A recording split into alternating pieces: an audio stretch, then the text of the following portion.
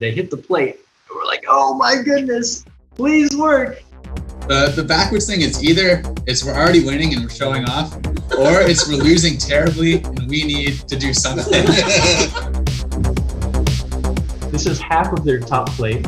I saw that happen, and then the fact that it's here and it was given to you as a trophy. That's so cool. Today we're talking with Sawblaze and Whiplash on this episode of Behind the Battle.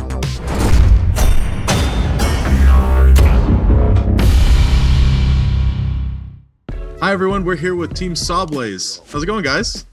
Doing great. Hi, Team Whiplash. Hey. How are you guys doing? We're good. We're doing great. We're good. Pretty good. Tell me, how did you guys get started in robotics? Well, for me, I started in robotics in high school when I joined my high school's first robotics team. And I sort of joined on a whim. I was just trying out different stuff. And I loved it so much. I stayed all 4 years and eventually became team captain on my high school team. Cool. And for me, it started with BattleBots. So I was maybe, I don't remember how old I was. I think it was middle school. Saw it off of a VHS recording from my dad's coworker. It was just the most awesomest thing I've ever seen. He actually gave us a pre-assignment to that. He said, first you have to read this book. The book was I, Robot, which has the laws of robotics. And presumably he wanted us to understand that robots shouldn't really do harm to people and a whole bunch of other things. My brother read the book. I read the notes. I watched the VHS tape over his shoulder. So maybe I skipped a little bit of that, but I understand the point. So that's the important part. It was like a baseline of just like robots can't do harm to humans. And then it goes, but robots are fine. Like robots are fair. Totally cool. Robots can do harm to robots. That's so awesome. How did these two come together? Like where did we meet up for BattleBots? Sawblaze actually started when we were in grad school. The original team was a group of 5 grad students, and including the 2 of us. And we started a school team, and we were like, we should build this robot. Let's do something super different and really exciting. We were all mentors at this student-run machine shop on campus at MIT called the Maker Workshop. So people that would volunteer their time to keep students safe, to teach people how to use machines, usually they're like power users and really proactive, make the best kind of teammates, because BattleBots, it can really, take a lot of time. You have to be really enthusiastic about building and innovating and trying all these different things. It's a solid team to start with. How did you guys get involved with robotics to begin with? Like, where did the robotics start? I've always been involved in RC. I've raced airplanes and cars, and especially boats, for a long time. And then in the late 1990s, I saw BattleBots. I said, I'm for sure doing that. So I sold all my boats and airplanes and everything, but I kept the batteries and the remotes. So long story short, I went to BattleBots 3.0 at Treasure Island. I took 2 robots, and when it came on TV, the boys saw it and they loved it. So it really started with you and kind of moved through a generation and just like took over the family, it seems. Yeah, it did. I used to take them when they were really little. They would go Jason was I think 4 months old when he went to his first BattleBots competition. Oh man. They've gone to these tournaments, over the years. And then basically I kind of stopped doing it for several years. And then when they were about, maybe 10 years ago, they kind of got the bug in them. And they said, let's do BattleBots. So we start going to competitions and stuff, and they did really well. And I think that really made us want to do BattleBots that much more, just being, because when BattleBots got resurrected in 2015, we were so into doing small weight classes, and there weren't really heavyweight fights going on then. It was right. The heavyweight classes, it'd been a while since there had been a big event. So we just saw the opportunity, and we were like, okay, this is super exciting. We're gonna submit whatever idea we could come up with in 3 weeks and send them our CAD and drawings. And we were one of the last robots accepted in season. In season 1, we were the last robot accepted. Oh my God. Someone got dropped out and they called us 3 weeks before. And we were an alternate. Yeah, we were literally the last robot accepted. So when you guys aren't battling robots, what does your day look like? I do robotics, and I build robotic prostheses for my PhD. So I basically do what I do for Sawblaze in normal life, except my stuff doesn't have to get destroyed and fight each other.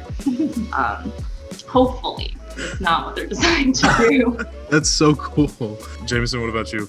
So I'm a mechanical engineer, design engineer, like R&D engineer for a 3D printing startup called Desktop Metal. I'm working on a process categorically called binder jet, which is like really tiny metal powders laid down, adhered with a binder shot out by, a inkjet sort of head. And then you do a bunch of other stuff to get really fine detailed metal parts. Like think about what you can get with a 2D printer in terms of resolution, and then turn that into metal parts. We're talking like intricate to almost jewelry level, but it can do much larger. So really cool stuff. And actually, they're one of our sponsors. Yeah. So on the robot this year, we actually have some of their metal parts on it, which is really awesome. I hear you guys make robots for TV and movies. I've been so excited to ask this question. What's going on there? Tell me about it. BattleBots, in my opinion, really started the whole maker movement and everything. It was right there, right in the beginning. And a lot of TV shows latched onto it, and they wanted to have a BattleBot episode and a lot of commercials. I worked on Oblivion. That's amazing. Bubble ship? Yeah, on the bubble ship. Yeah. So I automated all that, and I used my robot skills to automate that, work on the automation of that. Oh but in TV shows, I did the Big Bang Theory. So if you see, for a while, if you saw a robot on TV, like a BattleBot type robot, it's usually us. Yeah, we had something to do with it. And I say the biggest criteria for shows like this is they'll call you like 2 weeks in advance and be like, we need a robot in 2 weeks. We need this exact. They'll send you a rendering, say we need this in 2 weeks. Like be here, be able to do this and film it. Yeah. And then when you get there, they ask you to do something completely different. Yeah. We're just used to that kind of pressure and that kind of thing. Like I just did a TV show called The Neighborhood, and to make a long story short, they told me how they wanted the size for the robot they wanted. I built it exactly to that. And then when we were on the set, they changed the script, and I had to drive this robot through a doorway at speed, chasing someone with an inch of clearance, less than an inch of clearance. And so, you can do this. They go, you can do this, right? You're just, so it's being able to perform and build under pressure that's really helped. I think the most fun one was Borderlands 3 commercial. Oh yeah, we knew that this commercial would be cool. I mean, essentially what it was is, for some reason, a lot of the jobs we get involve us destroying a Roomba. That's just something people want to see, I guess. So they drove a Roomba up. We built this robot. It was Jason's 60-pound robot, a lightweight. So we had like 2 weeks we were almost gonna turn down the commercial because we thought we didn't have enough time. But we kind of figured, we could throw something together. We smashed Roomba into 1 million pieces. And then after that, they're like, hey, like, would you guys like want to like destroy this whole entire room too, or just like, yeah, we would. So the whole set, like the whole living room set. Yeah, there was shattered drawers everywhere, shattered glass faces everywhere. It's time to talk about Whiplash versus Sawblaze. Tell me about this fight. Oh man, where to begin? I mean, we're super excited about it because this is a fight that we've wanted for like a long time. First, like a chance to put our name up with Whiplash as top driver. So you gotta to be the best, you gotta fight the best. We knew it was gonna be an absolute slugfest. Our two bots, really fast control robots. I'd say our weapons maybe don't do a ton of damage compared to the big spinners out there. So yeah, like neither of us was gonna go down easy. So no matter who wins, it's gonna be a really, really good fight and really exciting to watch. The kind of scary thing about Whiplash is that they do have the spinner on the arm and can go all the way back. So unlike one of the big spinners that has the spinner mounted out front, if we catch them in the back, that's kind of an ideal position for us. Unfortunately for Whiplash, we have to be really careful around the back as well, because they can just bring the arm over and then hit us over top where we are relatively vulnerable. So pretty much in that fight, what they were saying in the beginning, that it'd be a battle low ground, they were totally right about that. Like he was able to, actually the very, very first hit of the fight, we got a good little hit on them with our disc, and we just had like the perfect angle there. After that, he just scooped underneath us and just was pushing us around the whole fight. Yeah. So when they're underneath us, we can't lift them. So after the first 10, 15 seconds of the fight, I realized we're not effective as a lifter right now. We can't get underneath him. Sure. We're going to have to go backwards and go into panic mode and just, swing the arm at him. Because if we can't get under him, we're not effective as a lifter. I knew we weren't getting under him. So I realized last resort is hit him from the top, because there's nothing preventing us from doing that. Yeah. Because if they're in front of us, we get hit them. The backwards thing, it's either we're already winning and we're showing off, or we're losing terribly and we need to do something.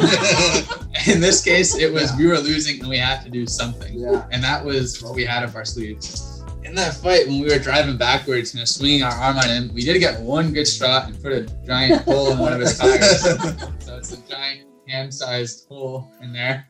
And we actually went all the way through. We went through the tire, through the hub.